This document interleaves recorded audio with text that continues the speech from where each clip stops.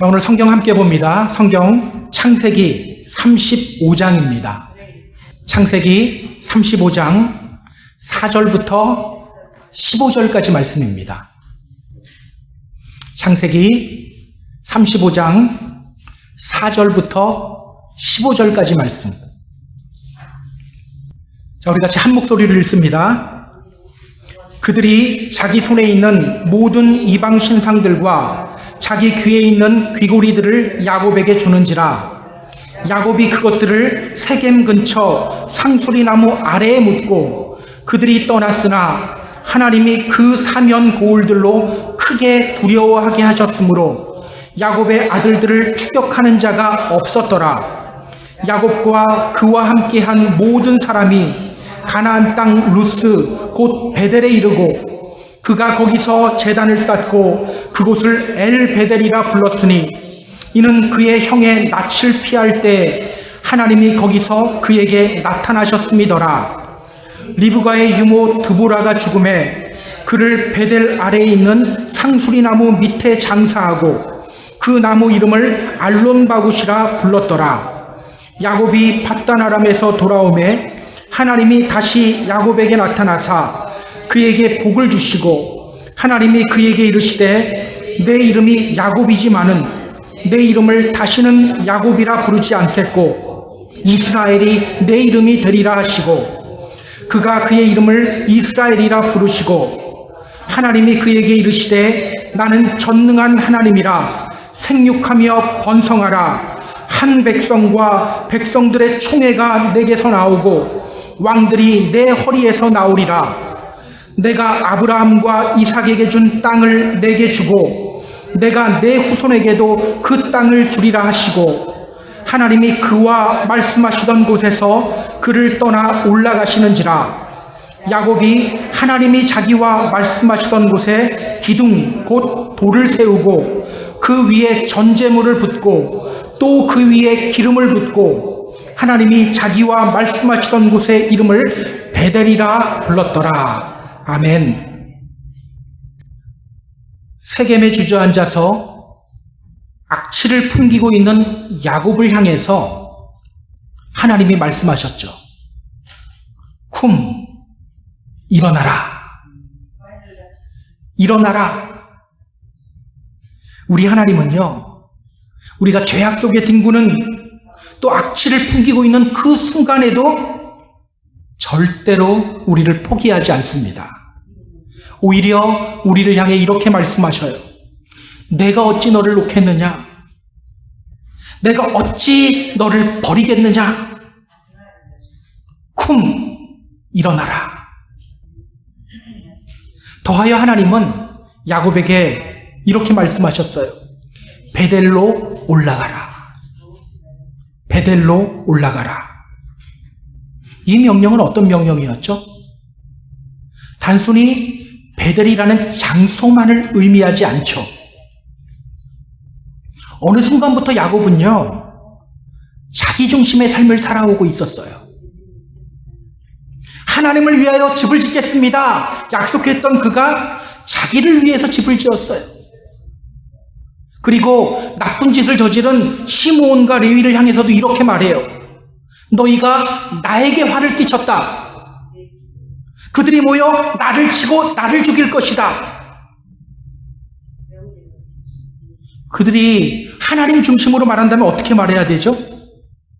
지금 너희들이 하는 행동은 하나님이 기뻐하시는 일이 아니야. 이렇게 말했어야 하는데 자기 중심으로 말해요. 따라서 베델로 올라가라 이 명령은요, 자기 중심의 삶에서 하나님 중심의 삶으로 전환하라는 뜻입니다.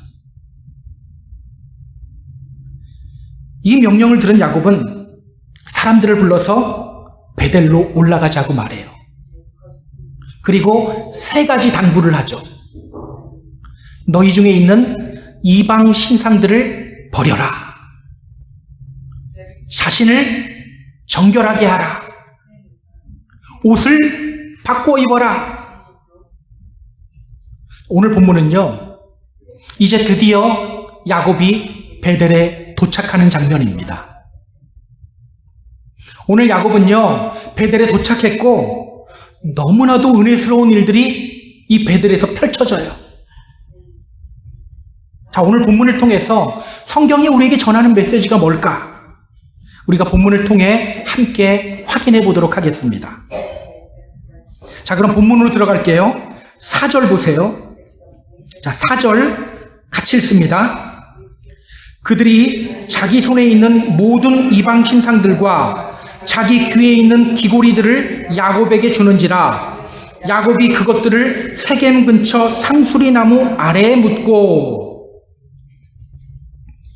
너희 중에 있는 이방 신상들을 버려라. 이 말을 듣고 야곱의 가족들과 종들이 이방 신상들을 가지고 나옵니다. 자, 성경은요, 그 장면을 이렇게 묘사하고 있어요. 그들이 자기 손에 있는 모든 이방 신상들을 야곱에게 주었다. 그들이 자기 손에 있는 모든 이방 신상들을 야곱에게 주었다. 여러분, 이 장면을 보면서 여러분은 어떤 생각이 듭니까? 야곱의 가정은요, 분명 믿음의 가정이에요. 세겜에 도착했을 때에도 야곱은 하나님께 제단을 쌓고 예배드렸어요. 분명 그들은 하나님을 예배하는 믿음의 가정입니다. 그런데요, 너희 중에 있는 이방 신상들 다 버려라. 이 말 듣고 사람들이 우상들을 가지고 나오는데 여기저기에서 우상들이 막 쏟아져 나와요. 우리는 이 집에 라헬이 훔쳤던 그 드라빔 그거밖에 없을 거야. 그렇게 생각하고 있었는데 그것만 있었던 게 아니었던 거예요. 많은 우상들이 여기저기에 숨겨져 있었던 거예요. 여러분, 성경이 이것을 우리에게 보여주는 이유가 뭘까요? 성경이 이것을 우리에게 보여주는 이유가 뭘까? 저는요, 하나님이 우리에게 이렇게 말씀하고 계시는 것 같아요. 너희에게도 우상이 있는지 한번 점검해봐라. 너희에게도 우상이 있는지 한번 점검해봐라. 지난주에 속회 모임을 하는데요, 한 성도님이 이런 경험을 쉐어했어요. 어느 날 집에 있는 물건들을 보는데 아이돌 심볼이 붙은 물건들이 의외로 많은 것을 알게 됐대요. 그러니까 자기도 인지하지 못하고 있는 사이에 샀던 물건들인 거예요. 그래서 집안에 있는 물건들을 하나하나씩 보면서 아이돌 심볼이 붙은 물건들을 다 갖다 버렸대요. 맞아요. 사실 우리 근처에 아이돌 심볼들이요, 의외로 많이 들어와 있어요. 오늘 성경은 우리에게 말하는 거예요. 경계하라. 너희도 한번 점검해봐라. 오늘 우리는요, 우리에게 우상이 있지는 않은지 점검해봐야 돼요. 아무 생각 없이 내가 하는 행동이나 아무 생각 없이 내가 듣는 노래 또는 아무 생각 없이 내가 추는 춤, 거기에 우상 숭배의 내용이나 모습이 들어있는 경우들이 아주 많아요. 우리 경계해야 합니다. 그런데 여러분, 우리가 정말 경계해야 할 것이 있어요. 그게 뭘까요? 우리에게 아이돌 심볼들만 감춰져 있을까요? 사실 그것보다 더 심각한 우상 숭배들이 우리에게 감추어져 있어요.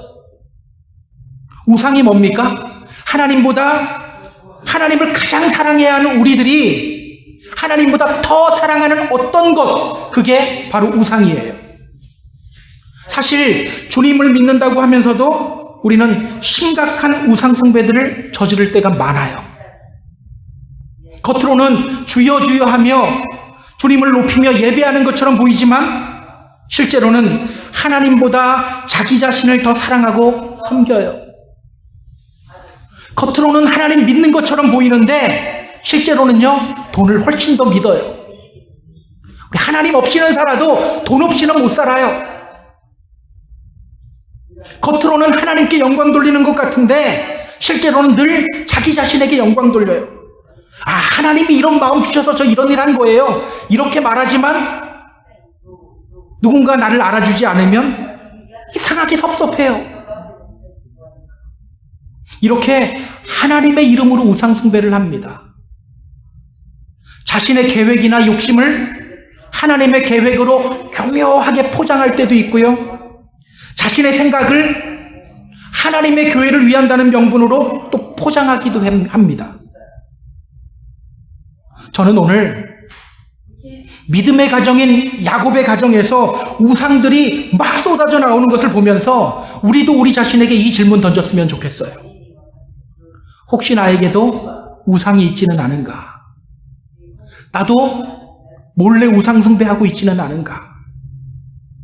나에게 있는 우상은 무엇인가? 내가 하나님보다 더 사랑하는 것은 무엇인가? 그리고 오늘 야곱의 집안 사람들과 같이 그 우상들을 버리기를 결단하는 저와 여러분이 되었으면 좋겠습니다. 오늘 성경은 또 이렇게 말해요. 그리고 그들은 자기 귀에 있는 귀고리들을 야곱에게 주었다. 그리고 그들은 자기 귀에 있는 귀고리들을 야곱에게 주었다. 오늘 성경은요, 사람들이 자신의 귀에서 귀고리를 빼서 야곱에게 주었다라고 말해요. 여러분, 액세서리에 귀고리만 있나요? 창세기 24장을 보면요, 아브라함의 종이 리브가를 만났을 때 금 코골이도 주고요, 금 손목걸이도 줘요. 그런데 오늘 성경은 귀고리를 주목합니다. 사람들이 자신의 귀고리를 빼서 야곱에게 준 것을 주목하고 있어요. 왜일까요? 사람들이 자신의 귀고리를 빼서 야곱에게 주는 이 장면이 의미하는 것이 뭘까요?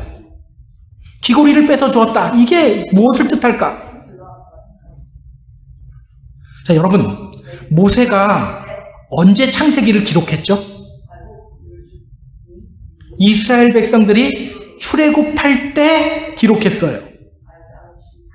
성서학자들은 출애굽한 이스라엘 백성들이 시내산 아래에 머무를 때 모세가 창세기를 기록했을 거라고 추정하고 있습니다.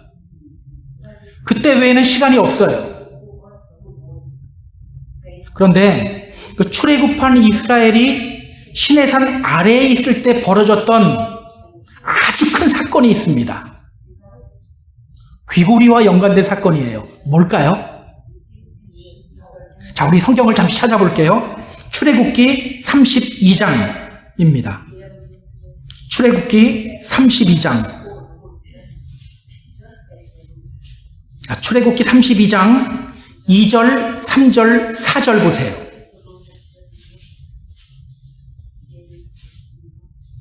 자, 출애굽기 32장 2절, 3절, 4절 같이 읽습니다. 아론이 그들에게 이르되 너희의 아내와 자녀의 귀에서 금고리를 빼어 내게로 가져오라.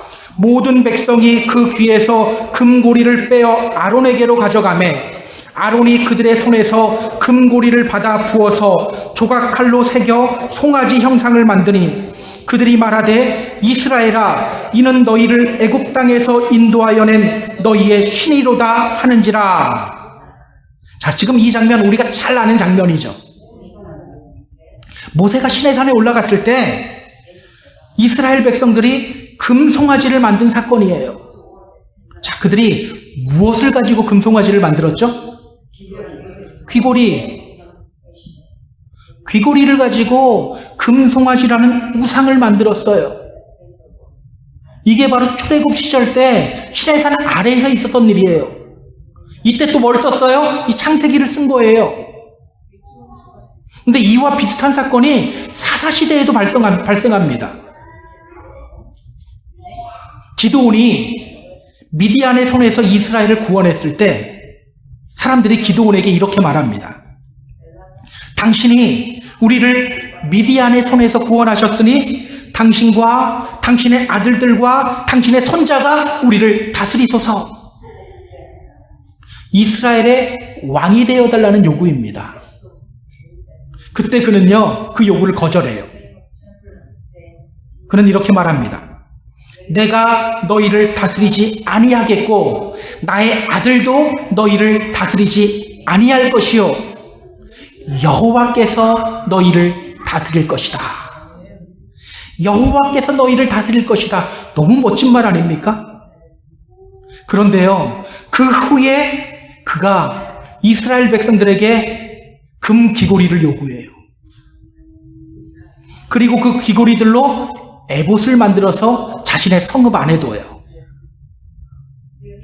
입으로는 여호와가 이스라엘의 왕이다라고 선포하고 여호와께서 다스릴 것이다 선포했지만 자신이 이스라엘의 대제사장이 되어서 하나님의 이름으로 자기가 이스라엘을 다스리려고 했던 거예요. 자, 그러한 기드온의 모습에 대해서 성경이 이렇게 말합니다. 사사기 8장 27절인데요. 기드온이 그 금으로 에봇 하나를 만들어 자기의 성읍 오브라에 두었더니 온 이스라엘이 그것을 음란하게 위함으로 그것이 기드온과 그의 집에 올무가 되니라. 자, 그렇다면 여러분, 그들이 자기 귀에 있는 귀고리를 빼서 야곱에게 주었다. 이것이 의미하는 것이 뭡니까? 그들은 이방 신상들을 버렸을 뿐만 아니라 이방 신상을 만들 수 있는 재료까지 다 빼서 버렸다는 거예요. 우상숭배의 불씨가 될 만한 것까지 다 빼서 버렸다는 거예요. 지금 그들은요, 우상숭배의 불씨까지 다 제거하고 있어요. 사소한 것들까지 다 제거하고 있어요. 저는요, 오늘 이 모습이 우리에게 도전이 되었으면 좋겠어요. 여러분, 우리가 하나님 중심의 삶으로 돌아가기 위해서, 하나님 중심의 삶을 회복하기 위해서는요, 사소하게 보이는 것들을 사소하게 보면 안 돼요. 이거 별거 아니야. 이 문제들을 정말 별것 아니게 보면 안 돼요. 별것으로 봐야 돼요. 여호수아서 11장을 보면요, 이스라엘이 가나안 정복 전쟁을 끝내는 장면이 나옵니다. 여호수아서 11장 23절은 이렇게 말해요. 이와 같이 여호수아가 여호와께서 모세에게 말씀하신 대로 그 온 땅을 점령하여 이스라엘 지파의 구분에 따라 기업으로 주매 그 땅의 전쟁이 그쳤더라. 그들은 전쟁을 끝냈어요. 그런데요, 그 바로 앞절을 보면 여호수아서 11장 22절을 보면 이렇게 말해요.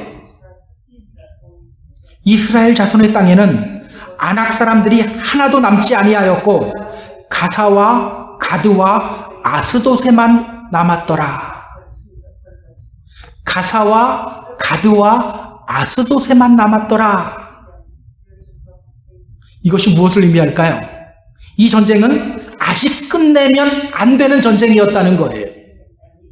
아직 가사와 가드와 아스도 지역이 남아있는데 이스라엘 사람들이 전쟁 끝냈다는 거예요. 왜일까요?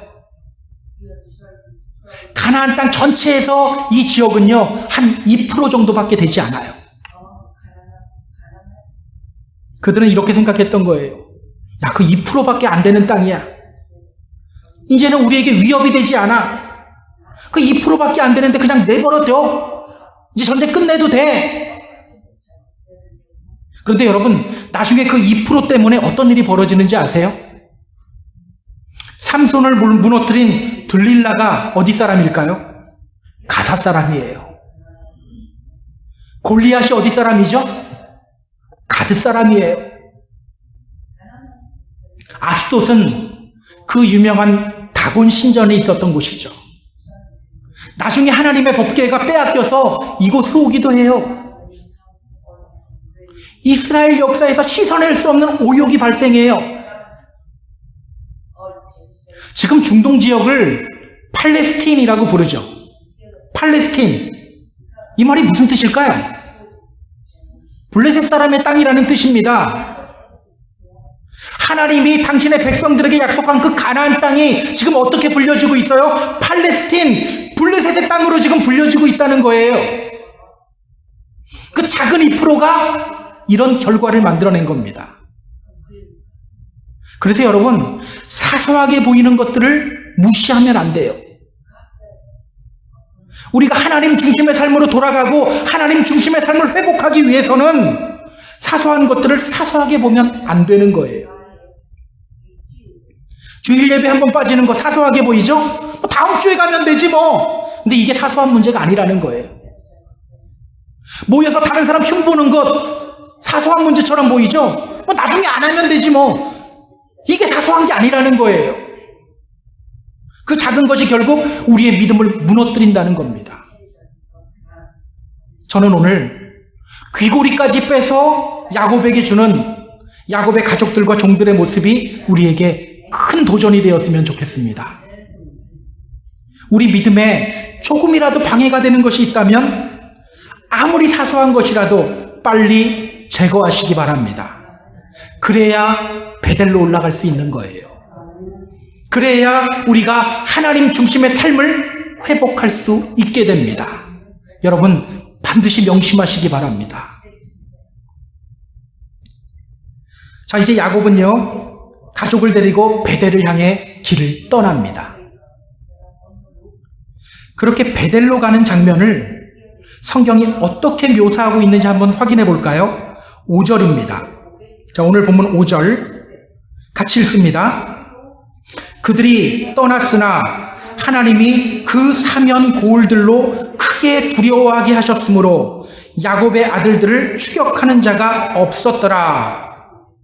그들이 떠났으나 하나님이 그 사면 고울들로 크게 두려워하게 하셨으므로 야곱의 아들들을 추격하는 자가 없었더라. 자, 여러분, 지금 야곱의 가정이 직면한 문제가 하나 있어요. 어떤 문제일까요? 자, 창세기 34장 30절 확인해 보세요. 창세기 34장 30절. 야곱이 세겜 남자들을 죽인 시므온과 레위에게 이렇게 말합니다. 너희가 나에게 화를 끼쳐 나로 하여금 이 땅 주민 곧 가나안 족속과 브리스 족속에게 악취를 내게 하였도다.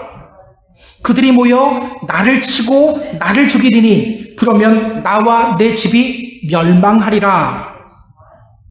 자, 지금 야곱의 가정은 어떤 문제에 직면해 있습니까? 야곱의 아들들이 벌인 일로 인해서 그 근처에 있던 가나안 족속과 또 브리스 족속의 표적이 된 상태예요. 가나안 족속과 브리스 족속이 으르렁거리면서 지금 야곱의 집을 공격하려고 지금 주시하고 있는 상태예요. 니들이 히위 족속들 거기 세겜 사람들 다 죽였지. 우리가 복수할 거야. 그런데 성경은 이렇게 말하는 겁니다. 하나님이 그 사면 고울들로 크게 두려워하게 하셨다. 야곱의 아들들을 추격하는 자가 없었다. 야곱이 말씀에 순종해서 길을 떠났는데 하나님이 그 주위 부족들에게 두려움을 꽉 심어준 거예요. 그 결과 야곱의 가족을 공격하는 사람이 아무도 없었대요. 자, 이와 비슷한 장면이 출애굽기에도 나와요. 출애굽기 15장을 보면요, 출애굽하는 이스라엘 백성들이 이렇게 노래합니다. 여러 나라가 듣고 떨며 블레셋 주민이 두려움에 잡히며 에돔 두령들이 놀라고 모압 영웅이 떨림에 잡히며 가나안 주민이 다 낙담하나이다. 놀람과 두려움이 그들에게 임함에 주의 팔이 크므로 그들이 돌같이 침묵하였습니다. 자, 그렇다면 여러분, 지금 이 장면은 어떤 장면이에요? 야곱이 하나님 말씀에 순종해서 길을 떠나자 하나님이 주위에 있는 족속들에게 두려움을 심어준 거예요. 그렇게 야곱을 보호해 주시고 있는 겁니다. 야곱이 하나님 말씀에 순종해서 베델을 향해 올라가자 하나님이 그 길을 쭉 뚫어주고 계시는 거예요.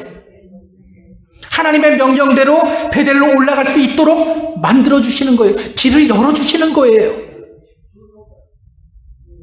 여러분, 이 장면을 통해서 성경이 우리에게 전하는 메시지가 뭘까요?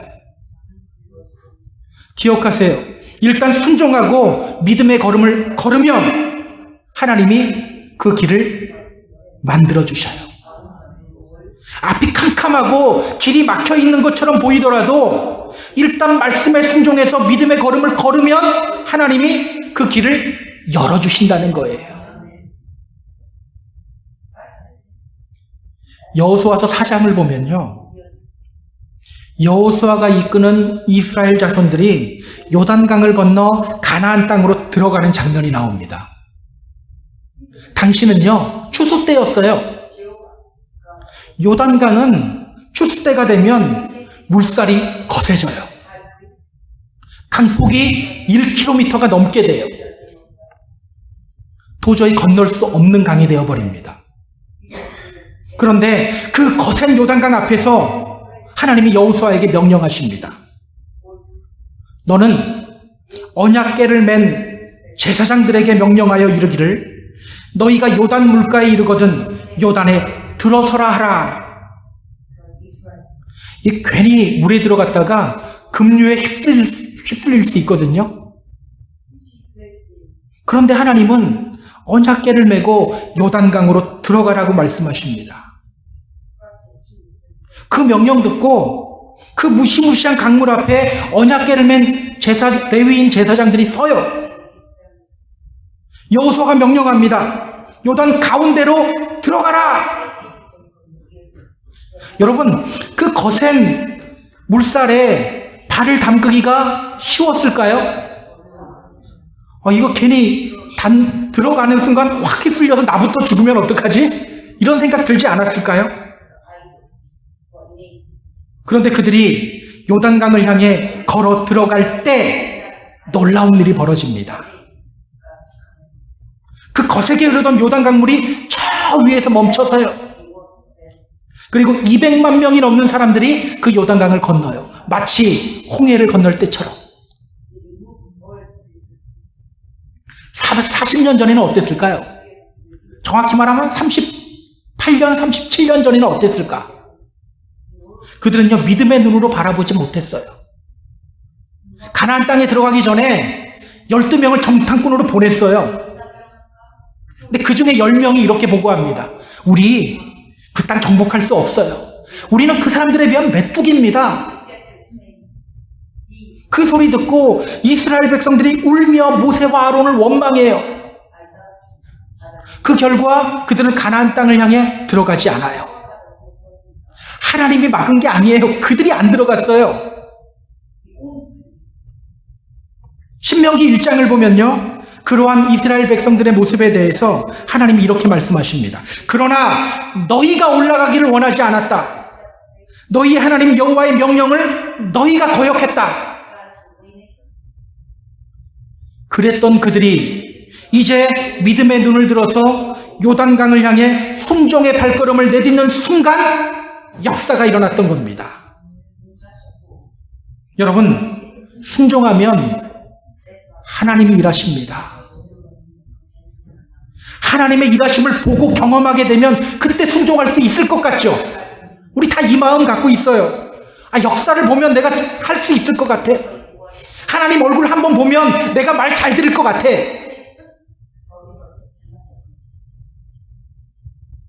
안 봐도 안 듣는 사람들은요, 봐도 안 들어요.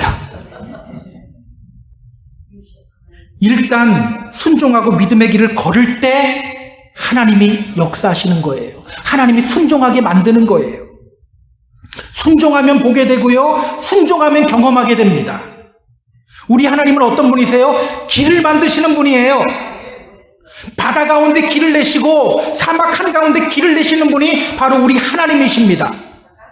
때문에 일단 순종하며 믿음의 발걸음을 떼면 그때 하나님이 길을 열어주시고 우리는 하나님의 역사를 경험하게 되고 그때 내 힘이 아닌 하나님의 힘으로 우리는 끝까지 순종할 수 있게 되는 겁니다. 저는 오늘 우리가 일단 순종하며 믿음의 길을 걷는 믿음의 성도님들이 되었으면 좋겠어요. 혹시 오늘 주님의 말씀에 순종하지 못하고 있는 것 있나요? 우리 이런 것들 다 있거든요. 두려워하며 믿음의 걸음을 멈추고 있는 분 있습니까? 믿음으로 순종의 발걸음을 먼저 떼시기 바랍니다. 반드시 하나님의 일하심을 경험하게 될 것입니다. 반드시 하나님의 역사를 보게 될 것입니다. 믿음으로 순종함으로써 길을 만드시는 하나님의 역사를 경험하는 저와 여러분이 다 되기를 주님의 이름으로 소망합니다. 자, 그럼 우리 6절, 7절 보도록 하겠습니다. 자, 6절, 7절 같이 읽습니다. 야곱과 그와 함께한 모든 사람이 가나안 땅 루스 곧 베델에 이르고 그가 거기서 제단을 쌓고 그곳을 엘베델이라 불렀으니 이는 그의 형의 낯을 피할 때에 하나님이 거기서 그에게 나타나셨음이더라. 자, 오늘은 우리가 8절은 보지 않을 거예요. 아마 다음 주일에 잠시 다루게 될 거예요. 자, 오늘 성경은 말합니다. 야곱과 그와 함께한 모든 사람이 가나안 땅 루스 곧 베델에 이르렀다. 루스, 베델의 원래 이름이죠. 베델에 도착한 그는 제단을 쌓고 하나님을 예배해요. 그리고 그곳의 이름을 이렇게 불러요. 엘 베델. 베델의 하나님. 더 정확히 말하면 하나님의 집의 하나님이라는 뜻이에요. 자, 이제 야곱은 드디어 하나님의 명령대로 베델에 도착했어요. 야곱이 도착했나요? 아니죠. 하나님이 도착하게 해주신 거죠. 예전에 그가 이곳에서 하나님께 이렇게 약속했었어요. 내가 평안히 아버지 집으로 돌아오면 여호와 하나님께서 나의 하나님이 될 겁니다. 내가 기둥으로 세운 이 돌이 하나님의 집이 될 겁니다.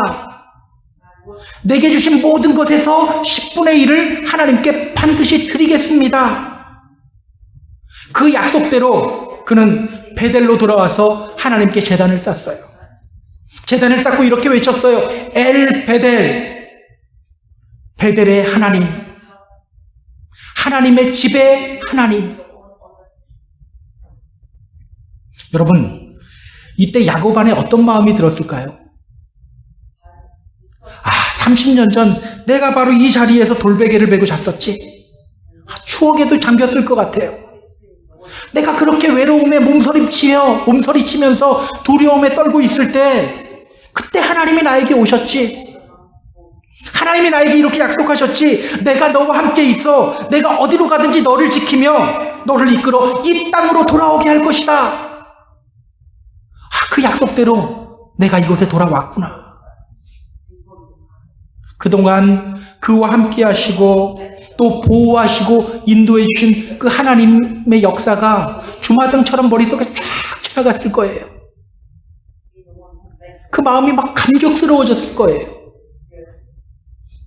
그런데 여러분, 이때 야곱보다 더 감격해하는 분이 있어요. 누구일까요? 하나님이에요. 우리 9절 10절 보세요. 자, 오늘 보면 9절 10절 같이 읽습니다. 야곱이 밧단 아람에서 돌아오매 하나님이 다시 야곱에게 나타나사 그에게 복을 주시고 하나님이 그에게 이르시되 내 이름이 야곱이지만은 내 이름을 다시는 야곱이라 부르지 않겠고 이스라엘이 내 이름이 되리라 하시고 그가 그의 이름을 이스라엘이라 부르시고. 자, 하나님이 이스라엘이라는 멋진 이름을 야곱에게 줬는데 야곱은 그 이름에 걸맞지 않는 삶을 살았죠. 걸맞지 않는 삶을 살면서 나는 이스라엘이다, 이스라엘의 하나님 막 이렇게 외쳤어요. 그런 야곱에게 하나님이 다시 말씀하셔요. 너의 이름이 야곱이지만 너의 이름을 다시는 야곱이라 부르지 않겠다. 이스라엘이 너의 이름이 될 것이다. 그렇게 야곱의 이름을 이스라엘로 재확인시켜 줍니다. 그리고 하나님이 그의 이름을 이제는 직접 부르셔요. 이스라엘아, 이스라엘아. 여러분, 야곱을 보며 감격하시는 그 하나님의 마음이 느껴지세요? 이 느껴야 되는데 우리가. 근데 여러분 다음번에는요 더 감동적인 장면이 펼쳐져요. 자, 11절서부터 15절까지 말씀 같이 읽습니다. 하나님이 그에게 이르시되 나는 전능한 하나님이라. 생육하며 번성하라. 한 백성과 백성들의 총회가 내게서 나오고 왕들이 너의 허리에서 나오리라. 내가 아브라함과 이삭에게 준 땅을 내게 주고 내가 내 후손에게 또 그 땅을 주리라 하시고 하나님이 그와 말씀하시던 곳에서 그를 떠나 올라가시는지라. 야곱이 하나님이 자기와 말씀하시던 곳에 기둥 곧 돌기둥을 세우고 그 위에 전제물을 붓고 또 그 위에 기름을 붓고 하나님이 자기와 말씀하시던 곳의 이름을 베델이라 불렀더라. 자, 야곱을 향해서 이스라엘아 부르신 후에 하나님이 그에게 말씀하셔요. 나는 전능한 하나님이다. 나는 전능한 하나님이다. 제가 이 부분을 묵상하면서 좀 울컥하는 감정이 좀 올라왔었어요. 오늘 하나님의 말씀, 나는 전능한 하나님이다. 이 말씀이 의미하는 것이 뭘까요? 나는 전능한 하나님이다. 나 힘세니까 까불지 마. 이런 걸까요? 히브리어 성경을 보니까 하나님이 이렇게 말씀하셔요. 제가 이 단어를 보고서는 울컥했었어요. 엘샤다이. 엘샤다이. 예전에도 하나님이 엘샤다이라고 말씀하셨던 적이 있었죠. 혹시 누구에게 이 말씀하셨는지 기억하세요? 아브라함에게 이 말씀하셨어요. 엘샤다이, 나는 전능한 하나님이다. 언제 하나님이 이 말씀하셨는지 기억하세요? 아브라함이 하나님과의 약속을 저버리고 하갈을 통해 이스마엘을 낳은 후에 하나님 볼 면목조차 없어 그냥 주저앉아 있을 때, 그때 하나님이 아브라함에게 오셔서 말씀하셨어요. 엘샤다이, 나는 전능한 하나님이다. 샤다이, 이 말의 어원인 샤드라는 말은요, 브레스트, 가슴이라는 뜻이에요. 여자의 가슴을 의미하는 단어예요. 전능하다 그러니까 우리가 남성적으로 보이지만 사실은 여성적이에요. 따라서 엘샤다이란 아기에게 젖을 물리는 어머니의 전능함입니다. 엄마가 아기에게 젖을 물릴 때 어떻게 해요? 아기를 꼭 품에 안고 두 눈을 마주치면서 얼굴에 한박 웃음을 띠면서 젖을 먹이죠. 이게 왜 나를 이렇게 힘들게 해? 이렇게 먹이는 게 아니라 정말 미소를 지으면서, 아기가 얼마나 힘들게 만듭니까? 아기 낳으면 잠도 엄마들 못 자잖아요. 그럼에도 불구하고 젖을 먹일 때는 한박 웃음을 지으면서 사랑스러운 눈으로 보면서 눈을 마주치면서 아기에게 젖을 먹여요. 그 하나님이 바로 엘샤다이, 전능한 하나님이라는 거예요. 당시 아브라함은요, 하나님의 약속을 믿지 못하고 넘어져 있는 상태였어요. 하나님을 볼 면목조차도 없었어요. 그러나 하나님은 아브라함을 포기하지 않고 다시 당신의 품에 안으시는 거예요. 아브라함을 다시 당신의 품에 안으시면서 말씀하시는 거예요. 걱정 마. 다시 내 품에 안기면 돼. 다시 내 품에 안기면 돼. 자, 그렇다면 여러분, 오늘 하나님이 야곱에게 엘샤다이, 나는 전능한 하나님이다 말씀하신 이유가 뭐예요? 세겜에서 하나님의 약속을 저버리고 주저앉아 있던 야곱을 하나님이 다시 당신의 품으로 안으시는 겁니다. 세겜에서 악취를 내던 야곱을 다시 품에 안으시면서 이렇게 말씀하시는 거예요. 걱정하지 마. 넌 내 아들이잖아. 다시 내 품에 안기면 돼. 세겜에서 너 실수했었던 거 걱정하지 마. 다시 내 품에 안기면 돼. 너무나도 감동적이지 않습니까? 이제 하나님이 다시 그를 축복하셔요. 생육하며 번성하라. 한 백성과 백성들의 총회가 너에게서 나오고 왕들이 너의 허리에서 나오리라. 내가 아브라함과 이삭에게 준 땅을 너에게 주고 내가 내 후손에게도 그 땅을 주리라. 아브라함과 이삭에게 약속하셨던 그 하나님의 말씀을 야곱을 통해서도 이루어 가시겠다고 약속하시는 겁니다. 네, 여러분, 어디에서부터 백성들이 나오고 어디에서부터 왕들이 나온다고 하죠? 어디에서부터? 야곱의 허리. 오늘 하나님은요, 야곱의 허리로부터 이스라엘 백성들이 하늘의 별과 같이 바다의 모래같이 많아질 거라고 말씀하셔요. 그뿐 아니라 왕들이 그 허리로부터 나올 거래요. 이게 무슨 뜻일까요? 허리. 킹 제임스 버전 성경을 보면요, 로인이라는 단어를 사용해요. 엉덩이 부분, 둔부를 가리키는 거예요. 여러분, 지금 야곱이 어떤 상태죠? 야곱은 지금 다리 절고 있는 상태죠. 왜 야곱이 다리를 절게 되었죠? 창세기 32장에 나옵니다. 형 에서와의 재해를 앞두고 야복나루에서 하나님은 야곱과 씨름을 하셨죠. 그러던 중 하나님이 야곱의 환도뼈, 허벅지 관절을 쳤어요. 자, NIV 성경은요, 그 장면을, 그 환도뼈를 어떻게 표현하냐면 The Socket of Jacob's Hip이라고 표현해요. 야곱의 엉덩이 부분, 야곱의 허리 부분. 오늘 본문에서 말하는 허리와 똑같은 거예요. 자, 그렇다면 여러분, 왕들이 너의 허리로부터 나올 것이다, 이 말씀이 무슨 뜻입니까? 지금 야곱은 허리가 약해져 있어요. 지팡이를 짚고 쩔뚝거려야 하는 상황이에요. 그럼에도 불구하고 하나님이 그 허리를 통해 이루시겠다고 하시는 거예요. 쳐서 약하게 만드시고 그 약함을 통해서 하나님이 일하시겠다는 거예요. 여러분, 너무 감동적인 장면 아닙니까? 야곱은 단지 말씀에 순종해서 한 걸음 내디뎠을 뿐인데 하나님이 적들의 공격을 막아주셔요. 야곱은 단지 말씀에 순종해서 한 걸음 내디뎠을 뿐인데 하나님이 야곱이 베델까지 무사히 올 수 있도록 길을 만들어 주셔요. 그렇게 베델에 도착한 야곱을 보시며 하나님이 또 감동하셔요. 이런 경우를 북치고 장구치고 다 한다고 하죠.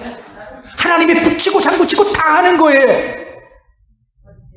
하나님이 감동하셔서 하나님이 그의 이름을 다시 이스라엘로 바꿔주셔요. 하나님이 감동하셔서 다시 그를 품에 안아주셔요. 그리고 하나님이 일하시겠대요. 기억하세요. 이런 분이 바로 우리 하나님이십니다. 스티비 원더라는 가수가 있죠. 다 아시죠? I just called to say I love you라는 그 곡을 만든. 어린 시절에 그는 늘 외톨이였어요. 눈이 보이지 않기 때문에 시각장애인이라는 이유로 늘 친구들도 없었고 친구들로부터 따돌림을 받았어요. 그런데 교실에 쥐가 나타났어요. 교실 안이 난장판이 됩니다. 뛰어난 청각을 가지고 있었던 그는 쥐가 어디 있는지를 찾아내요. 수업 후에 선생님이 그를 앞으로 불러서 세운 다음에 이렇게 이야기하는 거예요. 너는 우리 반에 어떤 친구도 갖지 못한 능력을 가지고 있어. 너에게는 특별한 귀가 있어. 그런데요, 그가 그 말에 감동받았어요. 그가 감동을 받자 인생이 달라지기 시작해요. 나는 아무것도 할 수 없는 아이야, 이렇게 생각했던 그가 자신의 음악적 재능을 막 발휘하기 시작해요. 결국 세계적인 가수로 발돋움하게 됩니다. 우리 사랑하는 펜사콜라 한인교회 성도 여러분, 한 아이가 감동을 받게 되자 이렇게 변해버려요. 우리 하나님이 감동받으면 어떻게 될까요? 우리 교회에, 우리 가정에 놀라운 하나님의 역사가 일어나게 되는 겁니다. 저는 우리가 이렇게 하나님을 감동시키는 믿음의 성도가 되었으면 좋겠어요. 어떻게 하면 하나님이 감동합니까? 하나님 말씀에 순종하여 믿음의 발걸음을 내딛는 순간 하나님이 감동하셔요. 우상을 버리고 나 중심의 삶에서 하나님 중심의 삶으로 결단하고 돌아가는 순간 하나님이 감동하셔요. 그때 놀라운 역사가 일어나요. 하나님이 일하셔요.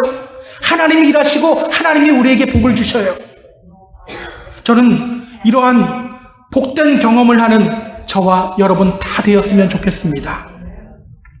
하나님을 감동시키며 이러한 복을 경험하고 누리는 저와 여러분 다 되기를 주님의 이름으로 축복합니다. 축복합니다.